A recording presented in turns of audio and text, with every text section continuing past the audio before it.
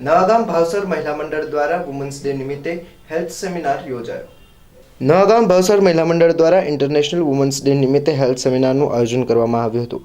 આ સેમિનારનું આયોજન શુક્રવાર 8 માર્ચે સાંજે 4:30 થી 6:30 ખાતે ડૉક્ટર આંબેડકર હોલ પાનવાડી ચોક ખાતે રાખવામાં આવ્યું હતું, જેમાં ડૉક્ટર મૈત્રીય શાસ્ત્રી દ્વારા વક્તવ્ય આપવામાં આવ્યું. આ ઉપરાંત નવાગામ ભાવસર મહિલા મંડળ તરફથી જે બહેનોએ જીવનમાં ખૂબ સંઘર્ષ કરી પોતાની જાતને ઘસીને એક પોતાની આગવી ઓળખ ઊભી કરી હોય તે બહેનોનું સન્માન પણ કરવામાં આવ્યું હતું.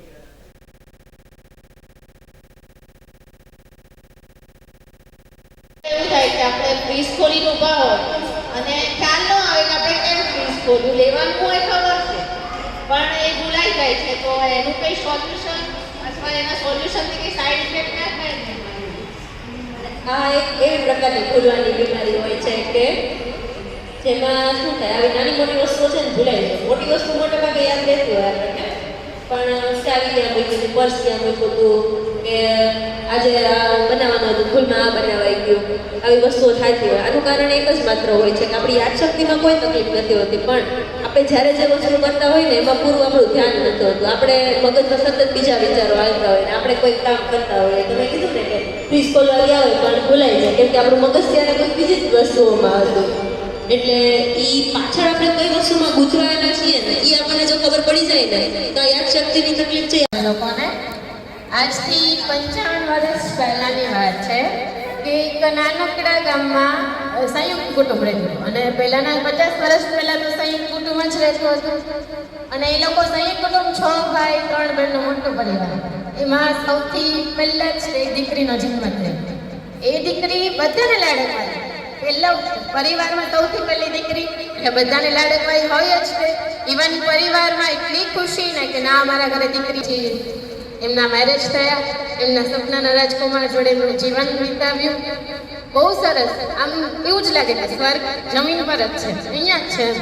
એ લગ્ન જીવનમાં 8 વર્ષ એકબીજાના દાંપત્ય જીવનમાં પૂરેપૂરું આમ એકબીજાને શું કહેવાય, એકબીજાને પૂરું સામર્થ્ય આપ્યું. પોતપોતાનું ના હું મારું કરું તમે તમારું કરું એ ટાઈપનું નહીં, બસ અમારું કરીને.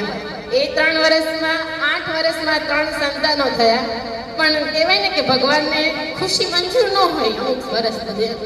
એ 8 વર્ષ પછી અચાનક જે એમના દીકરીના હસબન્ડ હતા એમનું મૃત્યુ થયું. Reason heart attack. પછી છે ને એ હાર્ટ એટેકના કારણે 3 સંતાનોના મમ્મી. પછી 2 વર્ષ માટે એમણે બહુ સ્ટ્રગલ કરી. 2 વર્ષ માટે જોબ વગર ઘરનો ખર્ચ કેમ કાઢતા. 2 વર્ષ થયા પછી એમને જોબ મળી. 3 સંતાનોને ઉછેર્યા. 3 સંતાનો સંસ્કાર આપ્યા છે. 3 છોકરીઓને એટલી કાબિલ બનાવી છે. અને એ વ્યક્તિ કોઈ બીજું નહીં, મારા મમ્મી જ છે.